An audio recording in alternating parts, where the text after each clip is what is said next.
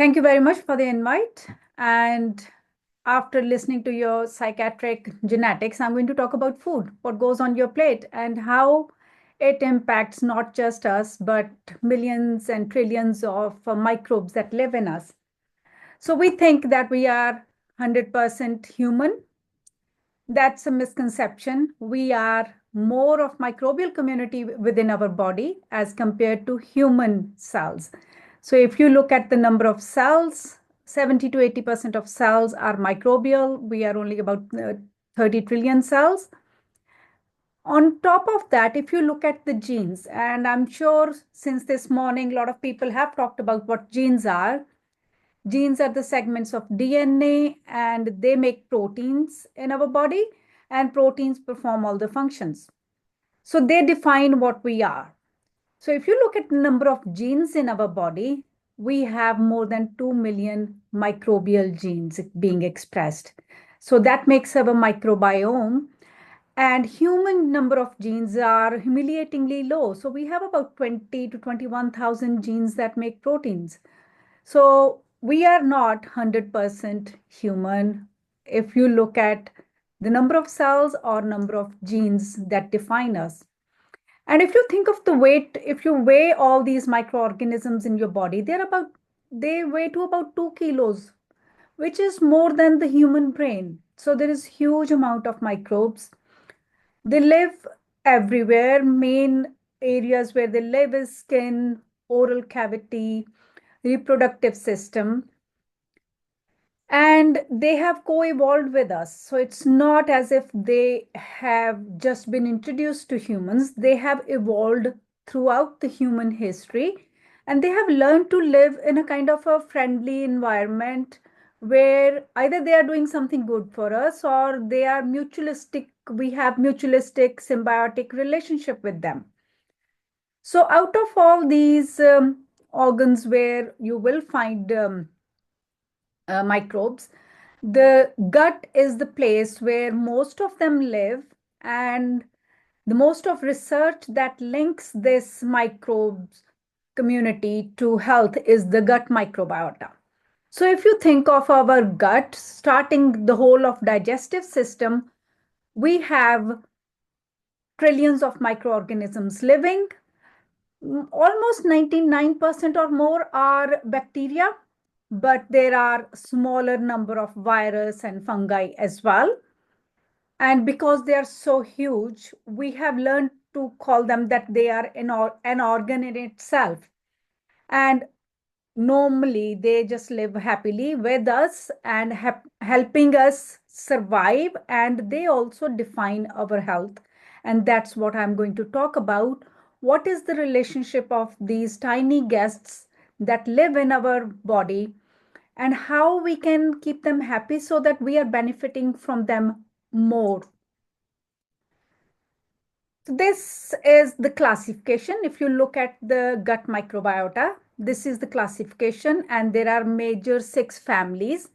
And then within those families, we have these family members. The top two, Firmicutes and Bacteroidetes, are more than 90% of the total microbiota that you find in the gut. And I'm going to talk a lot about Firmicutes, Bacteroidetes, and this family member called Bifidobacterium quite a little bit today, because these are the main ones which have been studied in terms of health and disease. So in our gut, we have gut microbiota. We have lots of them, and it is the variety that matters. So the diversity of these organisms matter. The more diverse your gut microbiota, more healthy your gut. And it's the type of organisms that live in your body as well.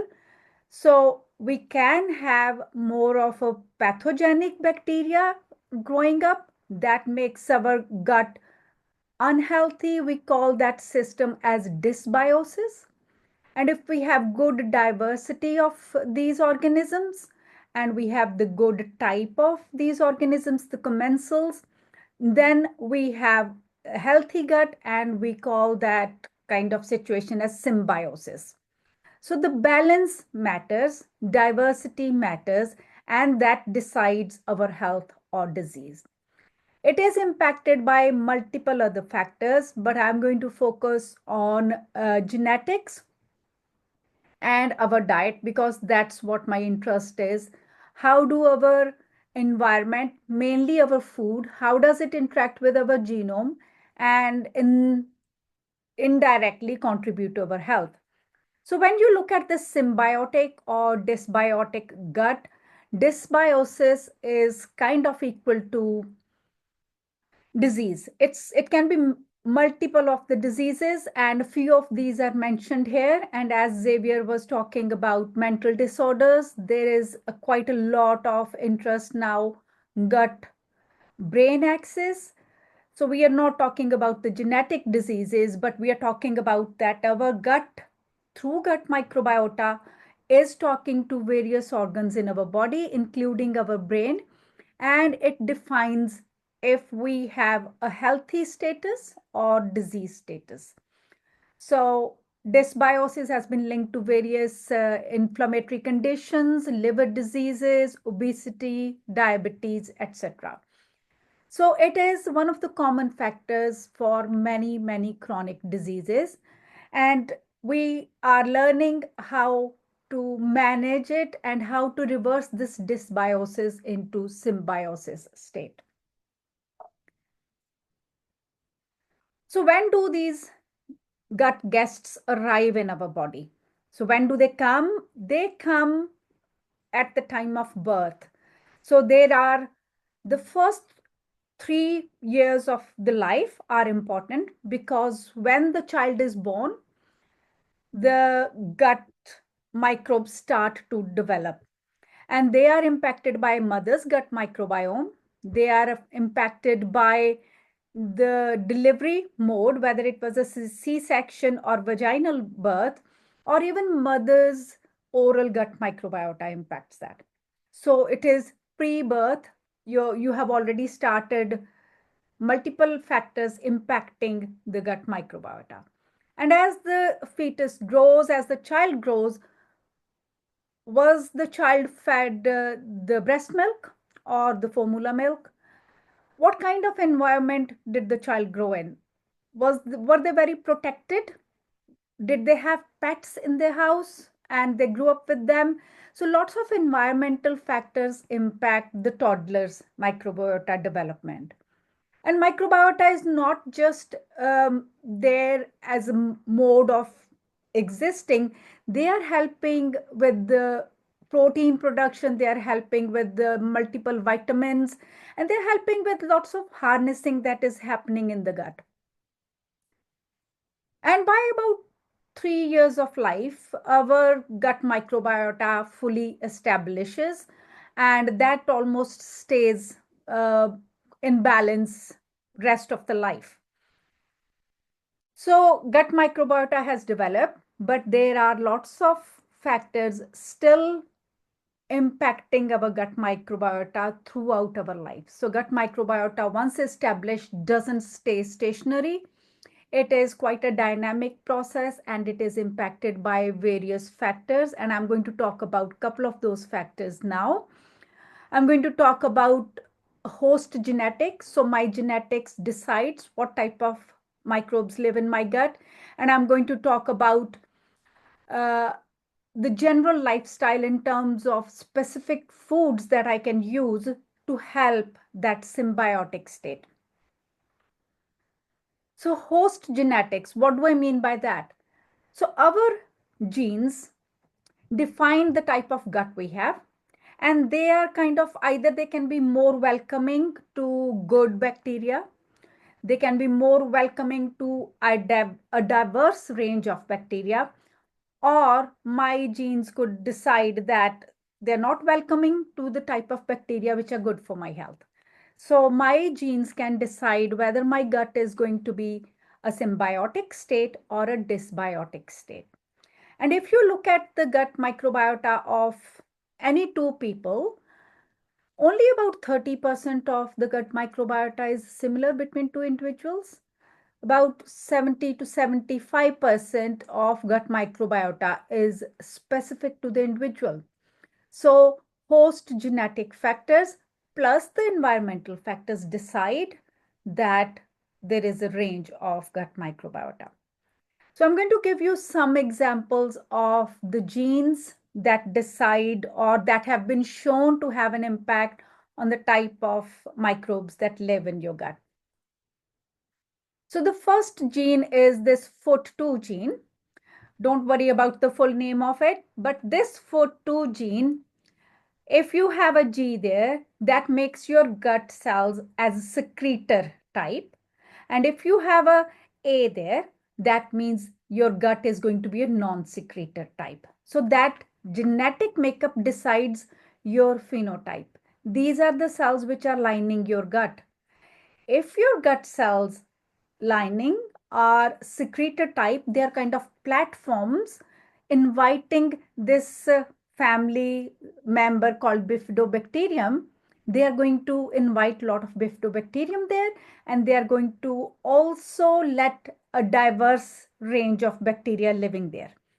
So the secretor gut decided by your genetics gives you more bifidobacteria and richness in diversity. And bifidobacteria is a kind of a happy bacteria, is a good bacteria which has a positive impact on your immunity and various other functions of your body. So secretor gut makes you rich in bifidobacteria and diversity.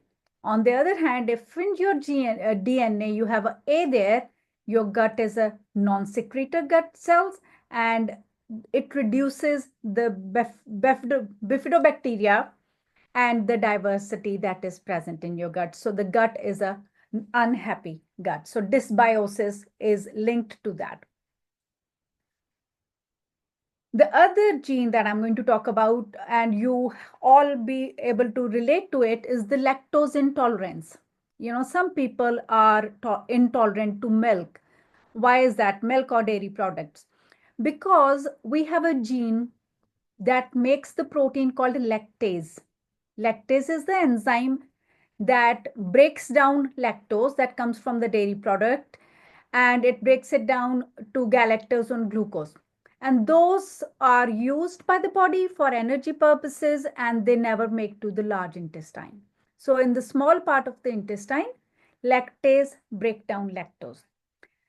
And if you can break it down, if you have a genetic makeup, if you have a C or a T there, that means you are a lactose tolerant person.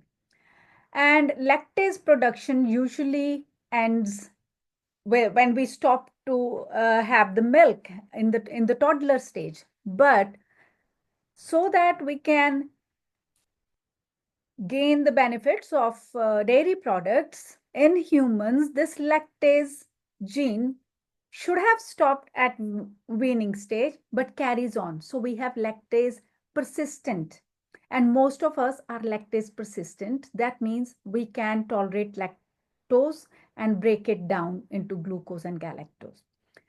But some individuals are lactose non-persistence. So that means they are not making the functional enzyme that breaks down lactose.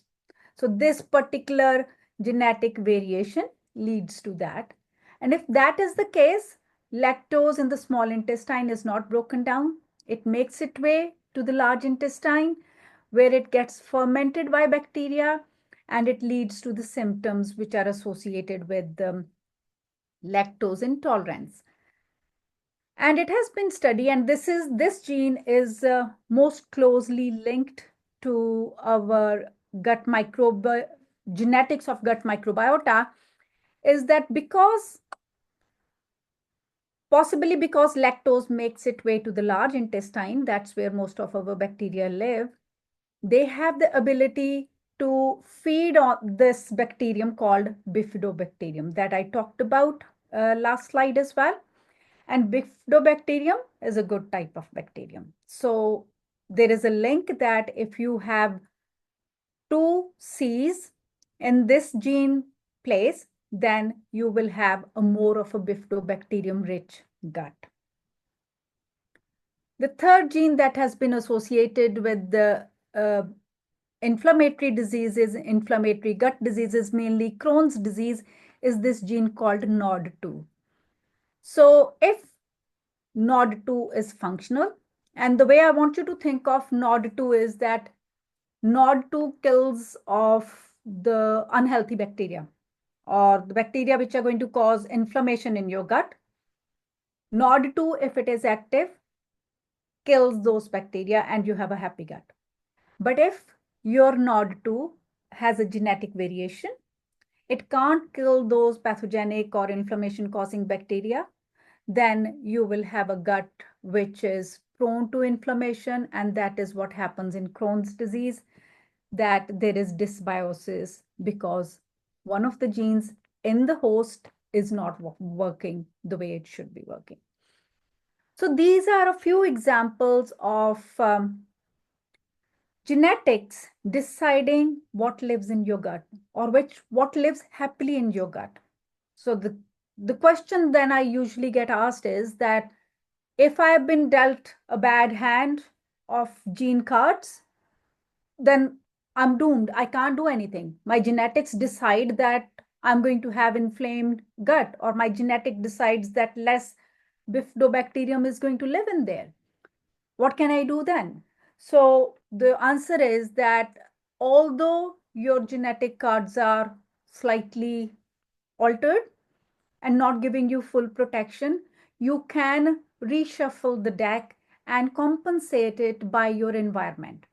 And one of the biggest environment that we have under our control is what goes on our plate. So food decides what type of microbes live in you and how throughout our life we can alter our food to kind of have a happy gut. So the next few slides are going to give you examples of diet and its impact on the gut microbiota. When I talked about the families of the bacteria in your gut, I talked about two big families, Firmicutes and Bacteroidetes. Firmicutes are bad bacteria, and the way I think of it is Firmicutes is F and F is for fat.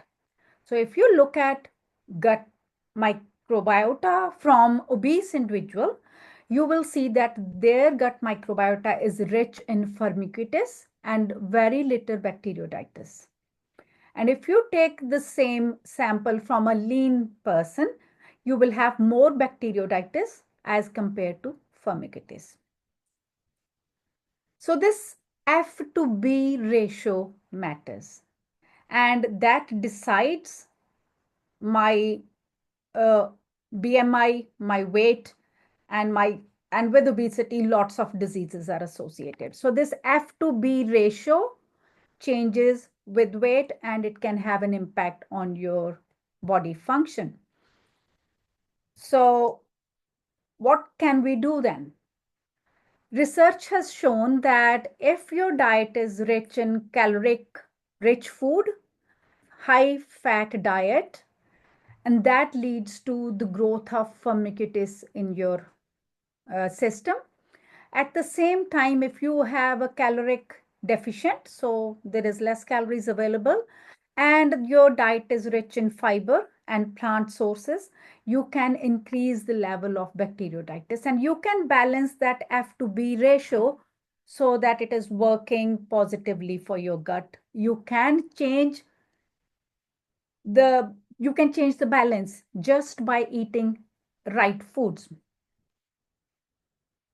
The second thing is, what I want to talk about is the gut microbiota is not there just living there.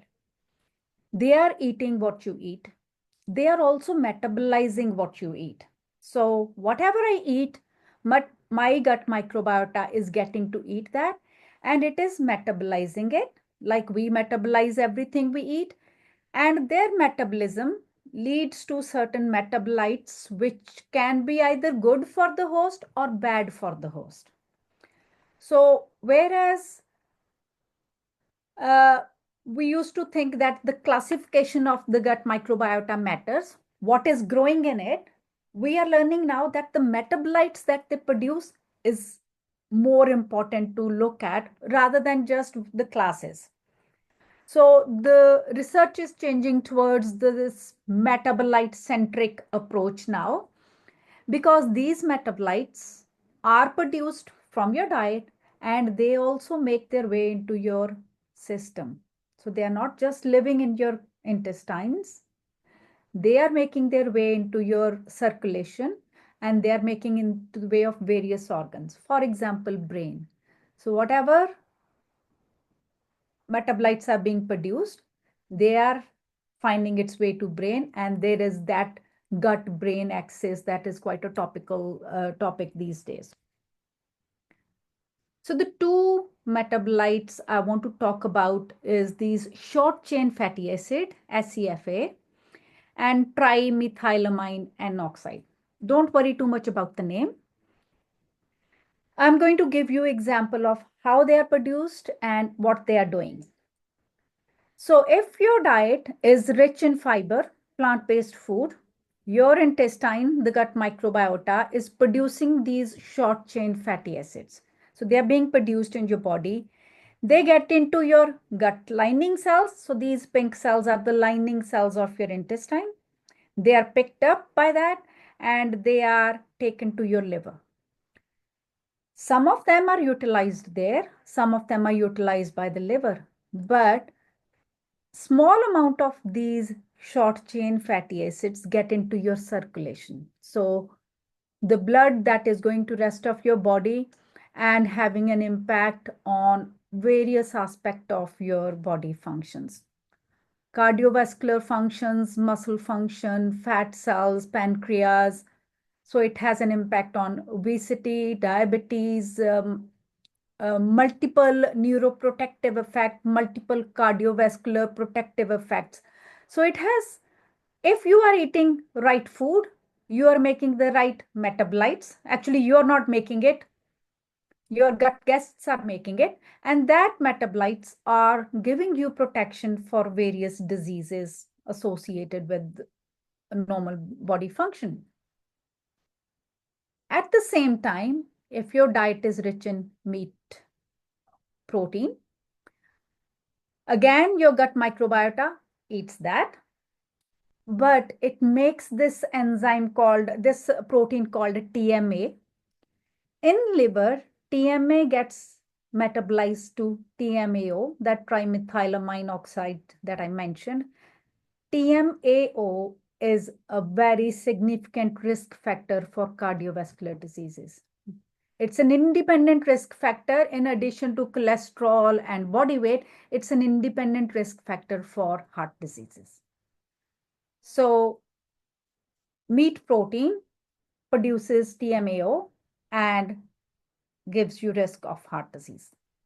But at the same time, if you can replace that meat protein with fiber-rich plant-based sources, you are slowing down this process. So your body is not producing this harmful metabolite, or bacteria are not producing that harmful metabolite. So you're reducing the risk of heart disease. At the same time, some of our dietary components, for example, cruciferous vegetables are rich in polyphenols. So these dietary components have bioactive compounds which get into our system. They also have their beneficial effect. So this enzyme FMO3, which in liver produces this harmful chemical, those cruciferous vegetables can inhibit that. So even if meat is being eaten, but at the same time, cruciferous vegetables are also being taken, you are slowing down this conversion of TMA to TMAO.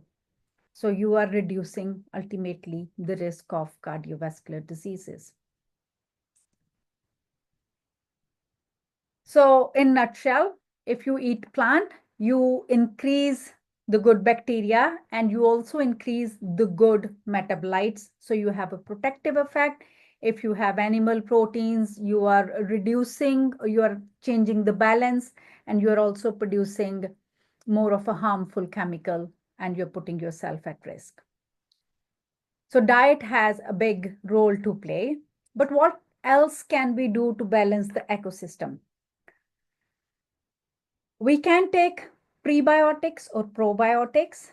Probiotics is when we take the live organisms, and prebiotics is that we take compounds which help the growth of the good bacteria. So you can either take good bacteria itself, or you can take food that is going to get into your gut and make good bacteria happy. But there are aspects to be considered that probiotics, so when we take bacteria, live bacteria, they have to go through our stomach, and stomach environment is very acidic. So they may never make their way to the large intestine where they need to work. And with prebiotics, they can only work on the bacteria which is already there. If I'm deficient in good bacteria, prebiotic is not going to suddenly put them there.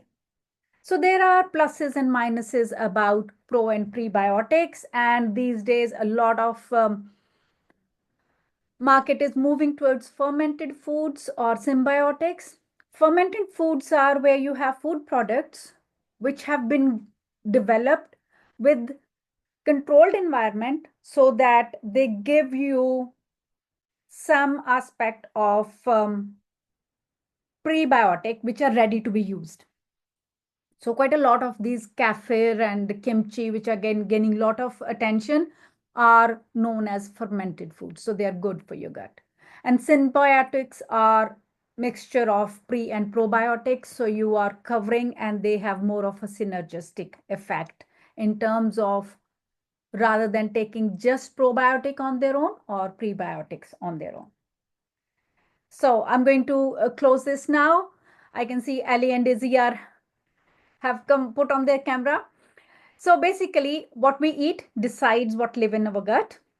High fiber diet can reduce that F to B ratio, and they can also produce good bacteria and good metabolites with health promoting properties. Or diet poor in fiber, rich in animal protein, and lots of processed food can increase those bad bacteria, the F1s, and they lead to the production of this metabolites, which put you at the risk of lots of cardiovascular diseases. So when you eat, you're not just eating for yourself, you're eating for your gut and gut friends. And if you eat well, maybe you can look after yourself and your gut guests. Thank you. Oh, thank you so much, Maninder.